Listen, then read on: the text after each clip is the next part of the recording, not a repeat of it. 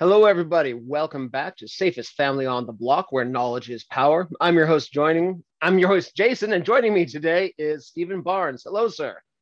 Hey, Jason, how are you doing? Fantastic. So good to see you again. Now, Mr. Barnes is a martial artist and a novelist and a father and a screenwriter with extensive experience in all of those fields.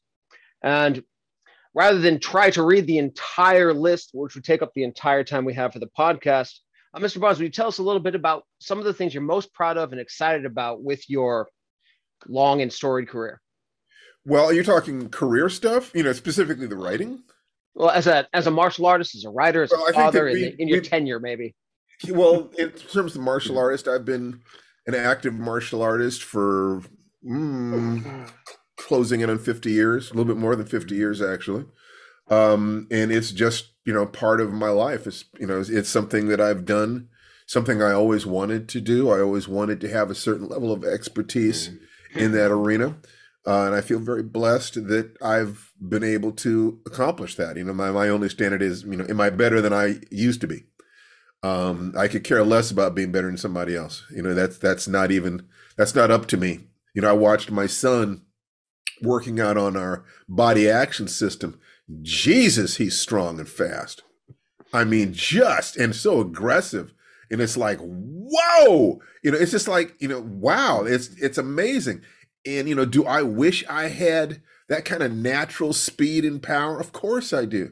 But that's kind of irrelevant.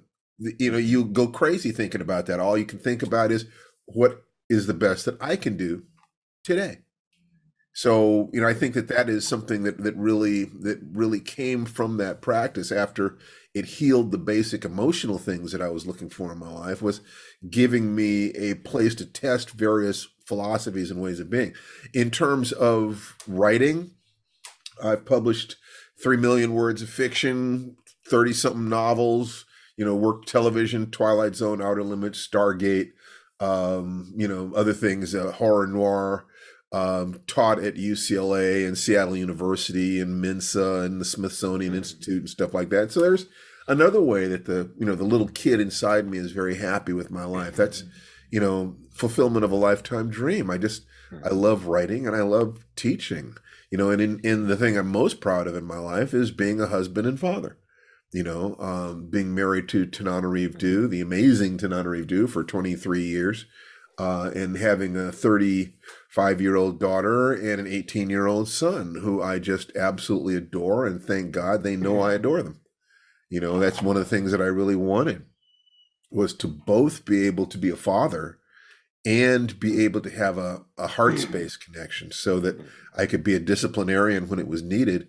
But they knew I don't think I'm above them. I'm there to deliver them safely to their adulthood. And there are times when I can be their friend, and there are times when I have to be their dad. And there are times when I have to be their father. It was really fun. My son is, this is my wife. My son is very alpha young man. He's, almost 6.5 feet tall, and just, warrior nature. And pushes back a lot. And I just, made sure that I had the discipline things in place so that I could discipline him without direct physical confrontation, because I knew how big he was going to be. And wondering about how he reacts to that discipline. It is my belief that he needs that discipline like roses need rain. That young men with that explosive explorer, dominator, alpha energy need to run into the limits. They need to know where they can't go. If their father isn't there to do that for them, or their mother isn't there to do that for them, the police are going to be there doing it for them. But I overheard him one day talking to some friends on the phone, and he has some fairly raunchy conversations with his friends on the phone and on over the internet. And as long as he does it behind closed doors, I don't object. He has to understand the difference between the language and imagery that he'll use with his friends and that he'll use with the outside world, employers, and certainly his mother. But in the midst of all of that stuff, I heard him say to them one day, I don't have a dad. I have a father. Hmm. And I'm not entirely sure anyone has ever said anything that I was more proud of. Hmm. Because growing up without a father, I really wondered whether or not I'd be able to step into that position. Could I do that? And I think it's good to know that I think that we have the instincts that we need to perpetuate the human race. It's wired in deeply, or else we'd be dead by now. Those who did not have that sense of protectiveness uh, and control were not as likely to reproduce successfully. It's critical to that stage of their development. So that felt really good, Jason. Hmm. Oh, I can imagine. Now, I wanted to, you used a term a little earlier here called heart space, which Yeah. I'm not sure how many folks are familiar with. Could you expand on that a bit? Well, the easiest way to talk about it is that we have three centers in our energetic. You could look at them as being psychology. You could look at them as being energetic. They come from shamanic traditions and Sufic traditions and other things. But belly, brain, heart center, and head center. Your belly brain is your physical, and it's the home of instinct. The third chakra, which is part of the belly brain, is also the dantian in Chinese. It's the hara in Japanese. It's the center from which motion springs, the center of physical balance in the body. The heart center, of course, is a center of emotion, and that would be anahata, the heart chakra, and the throat chakra, vishuddhi, the communication and emotion. The head center is intellect, building a map of reality, being able to navigate it, hunting and gathering strategies, and but also our spiritual realm, the movement beyond our ego. So the spiritual seeker is probably going to often opens up their heart first. And I think that can turn you into a victim. If you are too open-hearted before you've tapped into your survival drive, that's problematic. Um, so the safest thing to do is to awaken your survival drive, then open your heart. If your survival drive is open, then you can be very open-hearted with people, very loving, because your instincts will protect you. The worst thing to do is to open up your head first, is to build a model of the universe before you've started gaining a feedback, objective feedback, actionable feedback, experimental feedback about how your actions and results interact in the world. And so you can develop, for instance, political theories, economic theories about how the world works, that are disconnected from any need to prove them one way or the other. It's like, I feel this, and your brain will work backwards to try to justify a position that was really emotional, pretending to be intellectual. The intellect should be, formulating theories, based upon things that you see in the world, then formulating experiments to test those theories, performing those experiments, evaluating the results, and then publishing so that other people can try the same thing, as opposed to follow me because this is what I believe. This is what I feel. So opening your heart space is simply, once you feel safe, it's possible to realize that love and fear are two sides of the same coin, and you resolve those things in a way that enables you to feel the connection to people around you. When you understand that you're driven, that anger is fear, and you're driven by that partially, you can acknowledge that within yourself, use those emotions to actually motivate positive behaviors and results, so you can spend as much of your time being in your heart space as possible, just loving life and loving your family, and loving the things that you do for a living, and giving thanks that you have the capacity to work hard. One of these days you will not. You're going to miss it. So be grateful, for a body that's strong, a mind that's strong, Mhm. a heart that's strong. And then to be able to look at other people and recognize that they're just human beings trying to find love and peace and joy. And if you can strive towards these things together, you have friends and neighbors in a society.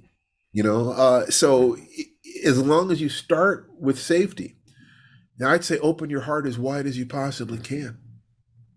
Yeah, I think one of the challenges for a lot of parents in that is that we've been taught that we shouldn't be angry with our children. We shouldn't, that we're supposed to stuff those emotions down in that very Puritan Northern European fashion rather than looking at that and saying, well, hello there, anger. What are you trying to tell me?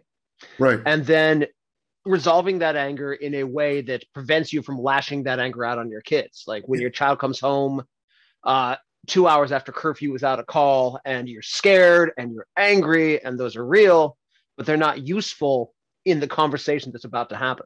See, our anger is how you mobilize fear. From my Mm-hmm. position, nobody gets angry about things that they're not afraid of.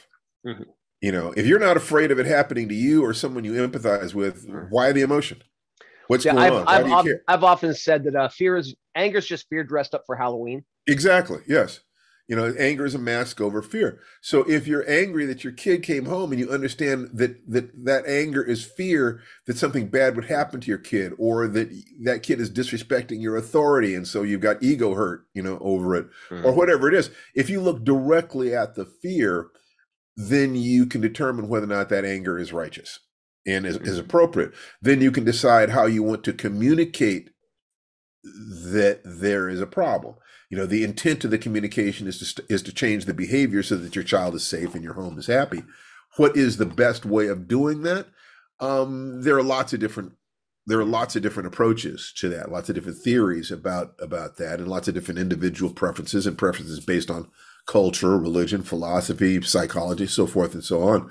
But I do think that it's important to understand that when we are angry, it's fear. And if you go to the primal emotion and look at that emotion, ask yourself, why am I afraid? Or when you're dealing with another person who is angry, and you can ask yourself, why are they afraid? It is easier to figure out the strategies and tactics necessary to disarm the situation. Mm-hmm.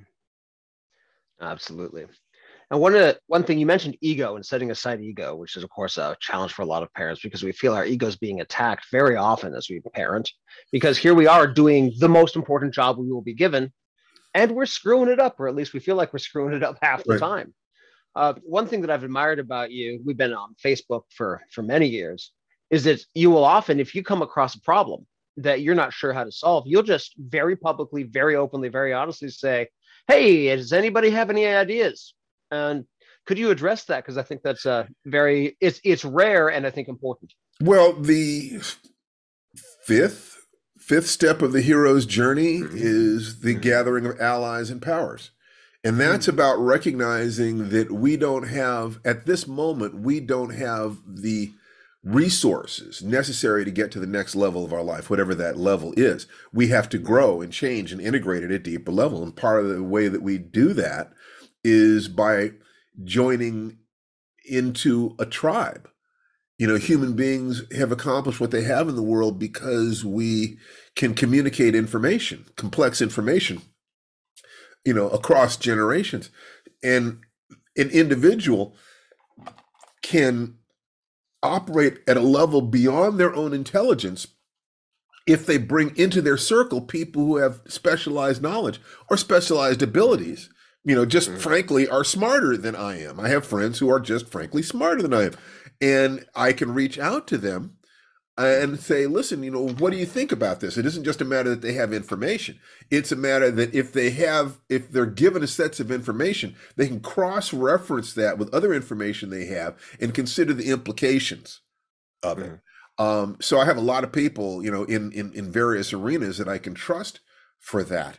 And at the very least, even talking a problem through with someone with much less information, but will simply give you an honest perspective on it, Mm-hmm. will often get you, shake off the cobwebs. So you're thinking differently than you were thinking before. You're coming at it from a different angle. So if if you're clear on what you're trying to accomplish in life, then one of the things that I think everyone should have is goals that are bigger than your ego, goals that go beyond who you are. And that's the spirit. You know, when you take a look at images of the chakras, the seventh chakra is outside the body. The halo is outside the body. That is a representation of the fact that our soul, our spirit, is sitting outside the action reaction Newtonian, biological, urges of life. And it's more questions of what was the shape of your face before your parents were born, and what is more important than your own life, and what will be important about your life after you are dust. I think our children, for most of us, fit into that category. Artistic works can fit into that category. Our students can fit into that category. So when you go to a martial arts school, you look at the teacher and you think, oh, I want to be like that. And you train with that teacher until you are like that, your version of like that. And then by that time, you notice that your teacher is aging. And they can no longer do the athletic things that they used to do. And so you understand that your place in the chain of life is to provide the same kind of role model to the younger students coming into school. And you get that perspective. And it's like, oh, that's what life is. We take from those above us, we give to those below us, and we march side by side with our brothers and sisters who are at the same level. It's not that complicated. And if you surrender to it, there is enormous power when you stop fighting yourself, stop fighting the need for it to be all me, me, me. You gets to do much better stuff at much higher level with much greater rewards if it will just take its eyes off of itself. And I think one place that often becomes a challenge for parents is when you're thinking of this parenting journey, which is exactly that, in some ways the most accessible form of that, is that you're stuck in the me about what does my child's behavior, how does that reflect on me? Sure. Where your 3-year-old is throwing a tantrum at a fancy dinner, and instead of figuring out what's happening, what's making your child afraid or angry or sad, you're worried about what your in-laws think about your parenting skills in that moment. Yeah, and there are times when that is appropriate. I mean, if you're having dinner with your boss and your kid going nuts there because they weren't home watching cartoons, costs you your job or costs you your promotion, that affects the survival of the family. So it's not that caring about ego things is wrong. It's that it's important to remember that the ego has limitations, and to ask yourself when you get angry at the kid for throwing, for hitting your boss or screaming at the table, to realize what it is that you're really afraid of. So I'm afraid that I might not get this promotion, that might mean something negative for my family, or it means that I won't achieve this dream that I've had for years, and that's going to hurt, and I'm going to be afraid of getting old and never fulfilling myself. You actually look at that stuff rather than pretending that it's not there. And you work that stuff through, because it's not your 3-year-old's job to lift your ego up. It's your 3-year-old's job to be a 3-year-old and to learn and to grow one day into being an adult who can take their place in society, and be a successful parent, or be capable of being a successful parent. They may choose not to have kids, but they should be capable of protecting children. I see no reason to support children in anything less than if they had a kid, they would have a safe home for that kid. They would be able to provide for that kid, protect that kid, teach that kid. Then they can decide, well, no, that's not what I want to do. I'm going to contribute to society in other ways, or I'm going to live my own life, and I won't make the world worse for children, but neither am I going to commit to that path. Perfectly reasonable. But I cannot see any reason that we should not aspire to our children being awake, aware, adult human beings. And as you say, capable of protecting their children or random children who are nearby when the peril shows up. Absolutely. I can't think of any reason not to. And I cannot think of a single reason why a person who is not capable of protecting a child would be superior to one that is, all other things being equal. I don't see it. No, I agree. Now, and to kind of pivot a little bit into that topic of keeping children safe. You've been a martial artist for half a century. What are some of the things that maybe some challenges you encountered, some things that you think are some of the most important things parents can do to keep their kids safe? Bum, bum, bum, bum, bum, bum. Well, I guess there's two different things. I mean, the one thing would be the question of what did I learn personally? And if the things that I learned personally had to do with becoming an awake, aware adult human being, then that adult human being is going to be more capable of protecting children because that's hardwired into our genetics as well as our society. But there is also the fact that if you work to gain that clarity, it's easier for you to understand what your child is going to need. In other words, if it took me 17 years to earn my first black belt because I was dealing with so much fear, so much pain, so much self-doubt. If I make my way through that, then I will look at my children when they are afraid and in doubt, and I will recognize myself. I will say, there they are. There it is. And I will understand that what they need is they need me to believe in them.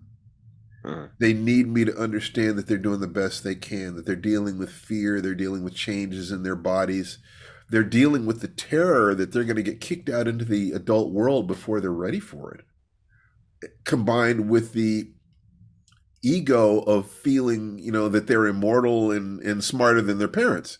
That those things war with each other and create a lot of friction. So if you understand the path to moving to the next phase of your life, you have learned some secrets about the path to moving between any stages of life. And I think you become a better parent thereby, even if you never taught them, anything about punching and kicking and throwing and grappling and biting and other fun stuff. You understand that the path to change is fraught with challenges both from within and without. And you have empathy.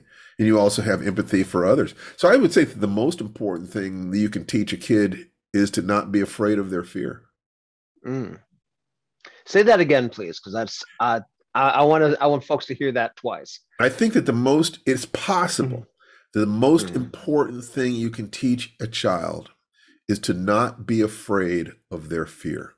That fear is totally natural, totally normal, part of the human experience. It's just your body getting ready for fight or flight. If you don't know how to handle it, it'll freeze you at the wrong time. And your kids are going to feel fear and look at you and think that you've never felt fear. They'll think to be like dad, they have to be a golem. They have to be beyond human emotion. And to let them know the path that you have walked to the accomplishments in your life and how painful it's been and how much you are motivated by love for them, I think is the kind of conversation that lets kids own their own hearts without shame. Just to love themselves.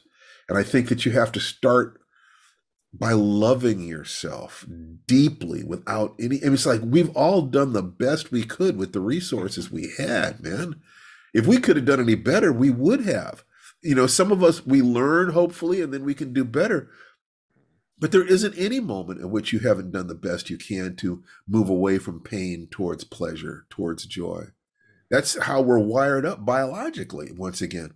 And I do tend to start with what is the biological reality, what is the emotional reality, what is the psychological reality, and what is the spiritual reality, and try to get those all lined up. Where I can find areas where those things seem to be in alignment, I am willing to stake serious amounts of my time and energy right there. So I look, what is animal psychology and sociobiology say? What is, what do emotionally based therapies say about who we are, and what do the philosophers that speak of love say? What do the psychological disciplines that deal with the the sort of machine aspect of human consciousness, the sort of computing aspect, how our computers are wired up. And what do the great spiritual leaders say? When you can find things that seem to be true in all those arenas, to me, you're peeking into the divine. You're peeking into, you've moved beyond knowledge into wisdom. Mm.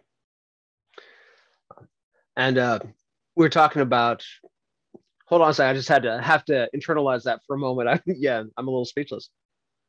Okay, my brain's back on. Yeah, I need to go think about that. But we're having a podcast right now. Yeah, I mean, knowledge, Wow. rather, intelligence is problem solving. Wisdom is knowing which problems are worth solving. Ooh, okay.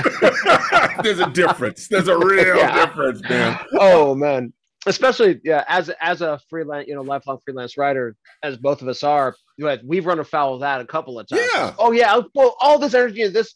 That was the wrong project to spend this year on. That's right. So you start with the Pareto principle. What is the 20% of your behaviors that get 80% of your results? Yeah. And you focus there. Mm-hmm. I mean, really, and the guy who did the 5-hour work week, or was a 4-hour work week, just said, what's the 20% of that 20%? And then what's the 20% of that 20% of that 20%? Until you are just doing a tiny little thing. You see the pebble that you push to start an avalanche, and that's a level of, that's diamond cutter level, man. Most of us are just pounding rocks. But when you get to that level, you can, find the grain in a diamond and just tap one, bink, and it falls apart. That's mastery. That's when you're looking at the grandmaster in a school. You're looking at someone who knows exactly what needs to be done in order to survive in a given context. Yeah. Exactly where to touch you, or exactly how to move, or exactly how to shift their body. And this is why they get greater and greater efficiency, so that even though their physical potential is dropping as they get older to a degree, their understanding of how to use more and more of what they have is increasing. So that, to me, that's wisdom, is looking for the results that get the results, the principles that get the principles, the secret that behind the secret.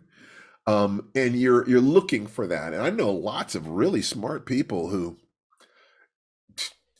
never displayed much wisdom in their lives. They didn't really learn. It's like, you can't, I'm so frustrated that, the people won't respond to logic and arguments, and I think to myself, and when was the first time that you noticed this? Well, 10 years ago. And you still argue with people logically? Yeah. And it doesn't work. Well, why are you doing it? In other words, you yourself are locked into an emotional pattern that you have conned yourself into believing it has an intellectual solution, probably because you're afraid of your own emotions. Then you will go out and blame other people for having the exact same problem that you've got, because, they're two egos crashing into each other, rather than somebody saying, this doesn't work. Let's see what does work. Let's see what does allow people to change their minds. It ain't calling them an idiot. No. And I know we're talking about arguing with strangers on social media, but I see that playing out in the dynamic between a teen and a parent a lot as well. Absolutely. To the first step, there's I really love patterns. I really love going to people who are world class at different things and asking, well, what are your secrets to doing this? And what sequence of thought do you go through? And there's one, Maglapacia and Tony Robbins together did a thing on communication. It's a 7-step process that I really, really like. And the most important of those steps for persuasion, sales, convincing people, the first step is you have to care. You have to develop rapport with them. People don't care what you know until they know that you care. The first step, the person has to feel that you respect them, and you have to respect them. You can't fake it, because only if you respect them do you get the other part of that first step, which is finding out how they use pain and pleasure to motivate themselves.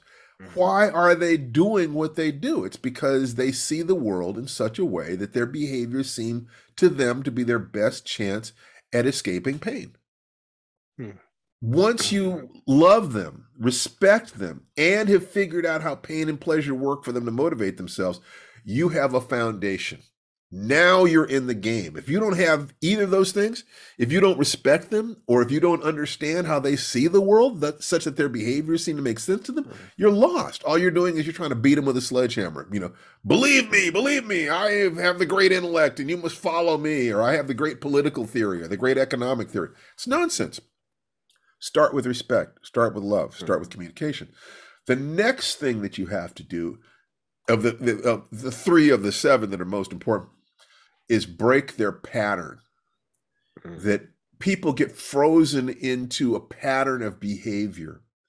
And if you can break that pattern, and you can break that pattern one of three ways. You can either change their bodies, change their focus, or change the language that they use. So if you're arguing with your kid and you can make that kid laugh, you just broke his pattern. You've shifted his attention. You say, well, why don't we go for a walk while we talk about this? You've just broken their pattern. You've broken their physical pattern. If you that may be behind.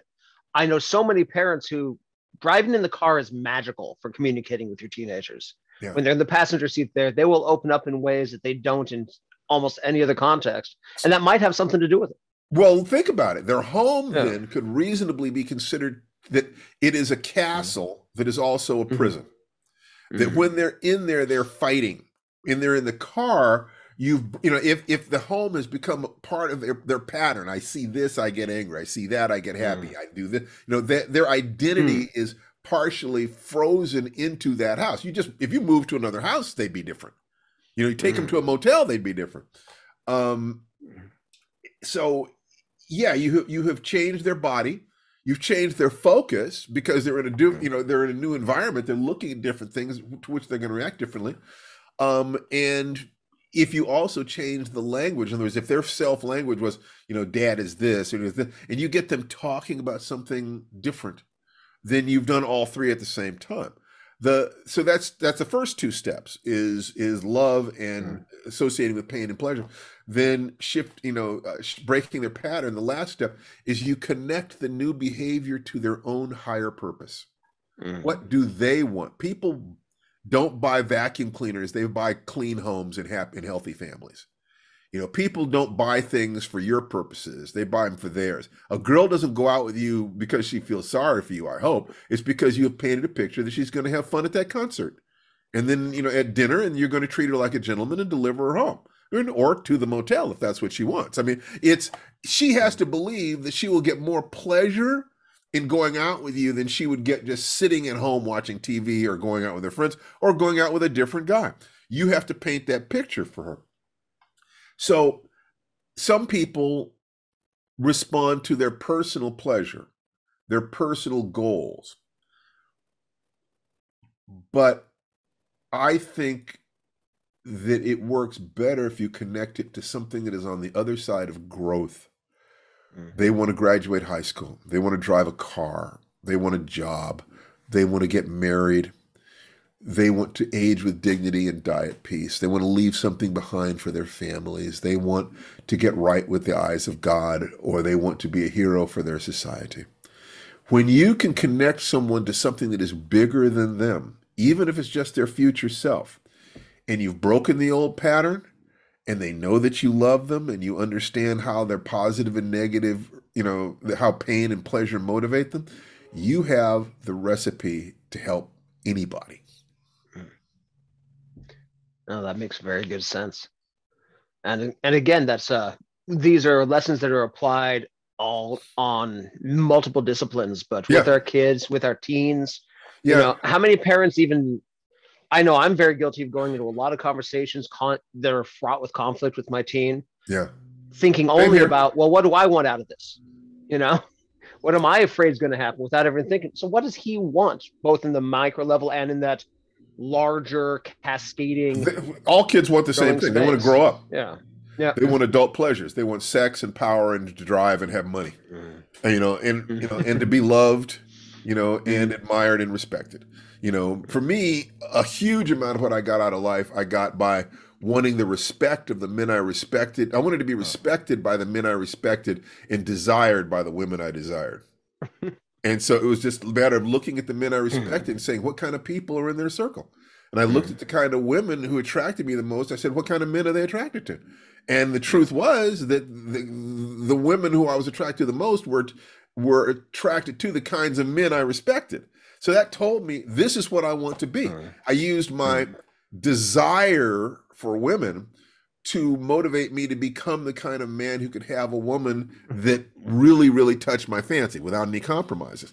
And I used my tribal instinct to follow a leader to find men who were worthy of emulation, men of honor and strength, accomplishment, compassion, contribution, intellect, talent, and work my way into their circle. Often the only thing I could offer them was loyalty, honesty, real, friendship, genuinely just always speaking the truth to them. I am a beginner. If you will let me learn with you, I will exchange whatever it is that I have, and I will be genuinely your friend. You don't necessarily say that, but you show that, because even really, really successful people want to know who their real friends are. Who would bring me a bowl of soup if I was stuck in bed and I was never getting back out of it? In other words, you can no longer learn martial arts stuff from me physically. Do you still care? And if you can answer that question, yes, what I have found is very accomplished, very intelligent, brilliant, wealthy people will open their hearts to you. If they understand you're not asking them to do your work for you. You just want to know how they did it. Can I follow your advice? If I follow your advice and do this thing, it wouldn't take you very much time to look over it. Would you do that? I'll dig weeds out of your garden while you read the story. I'll make it worth your time. It's I think that when you do that, what they do is they look at you and they think, you're like me. I would have been just like you. Yeah, I'll help you, young man, young woman. So if that sincerity, you can earn your way into the company of people who are at the next level. And all I can say is that if they let you there, never betray them, never disappoint them. Make that commitment real. Actually be family to them. Because what I find with a lot of these people is they're not looking, I posted about this yet, they're not looking for followers, sons and daughters. They're looking for tribe, brothers and sisters. Do you care as much about writing as I do? Then let's sit down and talk about writing. And it doesn't matter, I did that with Ray Bradbury and Harlan Ellison and Octavia Butler. I wasn't at their level, but I cared. And they knew that I cared, and I was being genuine with them. And in terms of martial arts, my God, I've had so many wonderful teachers. Danny Inosanto, who's arguably the greatest martial arts instructor ever. There are some way I could defend that statement. I don't know if it's true or not, but I could defend the statement. Just gave me 3 hours of his time. 3-hour private lesson. What do you want, Steve? These people who have the secrets of succeeding in your path, and I just mentioned 2 arenas, but the third arena is, who are the best parents that you see? People who are still in love after 30, 40 years, people who raise children who are successful and still love their parents, and children went out and had successful marriages themselves. If you can talk to those people, they have gold. They have absolute gold. They will tell you, sex ain't love. Love don't pay the bills. If you can't agree on the business of your marriage, the passion will not sustain it. Friendship will last longer than wanting to bang each other's brains out all the time. You have to have agreement on parenting, on the basic structures of reality. You don't have to be the same religion, but you can't be spitting on each other's religion. You can't be trying to climb 2 different mountains at the same time.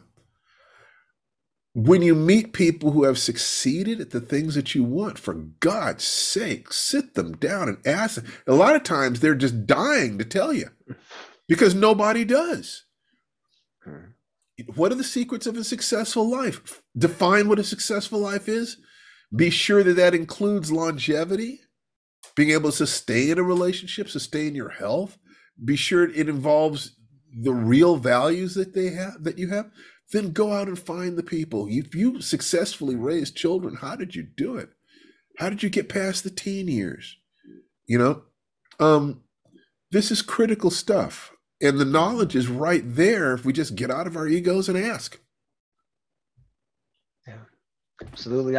I remember very distinctly. I had a huge problem. I was the stay-at-home parent when Mhm. my children were babies and early toddlers, and those are wonderful years. But there are hours of boredom, and I asked a few of my friends and started digging deep into Thich Nhat Hanh and his various, and just being reminded to be mindful in the moment and really focus on what I was doing instead of what I was missing out on. And again, it was just an example of finding those people who had mastered the thing and listening when they Yep, talk. that's right. So we've got about 15 Yeah. minutes left. So is there anything, any areas that you want to talk about that we haven't covered? So I got two things real quick. First is the way I end all of my interviews, which is, hey, what's the question you wish I asked you, or the question you wish people asked you more often?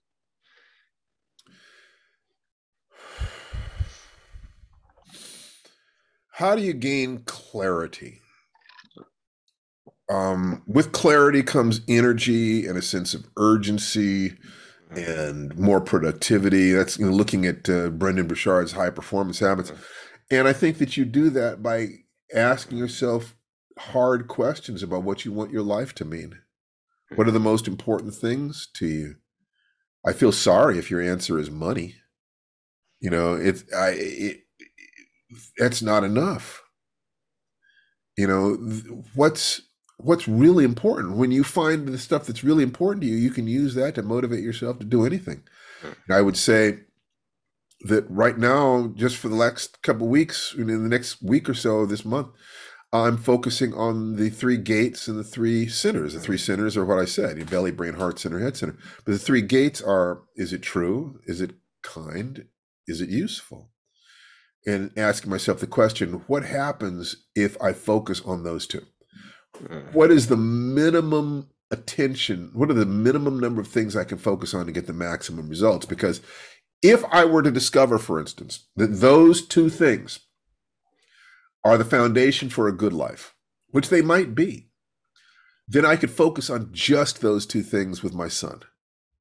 I could just hammer that into his brain this way, that, upside down, until he was absolutely sick of it, because I know that that would stay in his brain for the rest of his life. He would always hear his dad for the rest of his life asking, was this kind? Was it useful? Was it honest? Are you taking care of your body? Are you taking care of your heart? Are you taking care of your mind?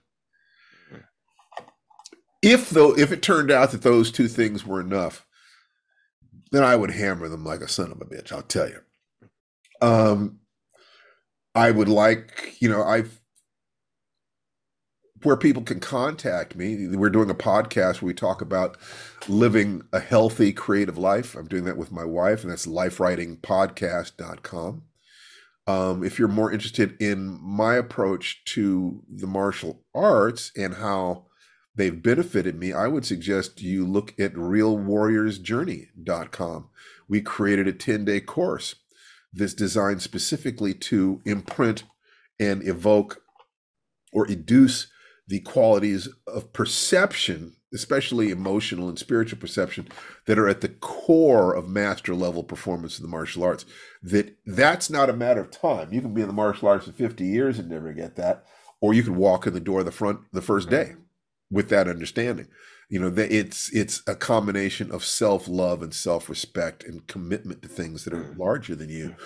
And I created that course with a lady named Dawn Callan, who died few months back, who was the greatest women's self-defense instructor I'd ever met in my life. In 2 days, she could teach a woman how to access her survival drive in a way most martial arts instructors can in 2 years. And after she retired, she finally told me how she did it. And we created a course together, The Warrior's Journey, full money back guarantee on it, of course. And it just, I'm blown away. by what we created there, and by her wisdom. And by grafting it onto the life writing, which is the self-improvement system, writing system that I teach, that combines Joseph Campbell's hero's journey with the path of life itself. You use that for your perspective. By combining that with her teaching, I think we created a home study course that actually works if people are willing to use it. It's not a physical course. It's not about punching and kicking. You can learn punching and kicking at any McDojo.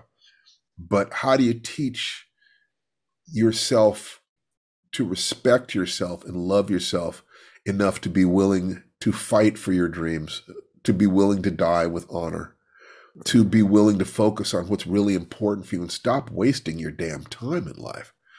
Those things are rarely taught, even within the baddest of the martial arts, because usually they will focus on either personal development or kicking butt. What you need is both. And both, they connect. You know, there are life lessons you're going to learn at a UFC gym that you know, are fantastic, especially if you get a good coach. And there are things that will keep you safe even in the softest Tai Chi class. But I believe that it is possible to find a third way, something that is incredibly practical. But even if you never had a fight in your life, you're still using it every day. Absolutely. And that's actually realwarriorsjourney.com. Yeah. And I'll make sure all of those links are in the show notes, folks. Great. So go right to them. Excellent stuff.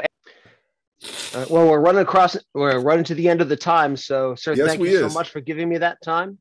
And viewers, again, we'll have some links to his projects down below. And if you're a nerd and a martial artist, you've already heard about Stephen Barnes. If you're one or the other, you might have. And even if you haven't, you've seen his work. So go dig in. You'll be glad you did. Very nice talking to you, Jason. You take care. Thank you very much. You too. Your ventures. Thank you so much. Take care. Bye-bye.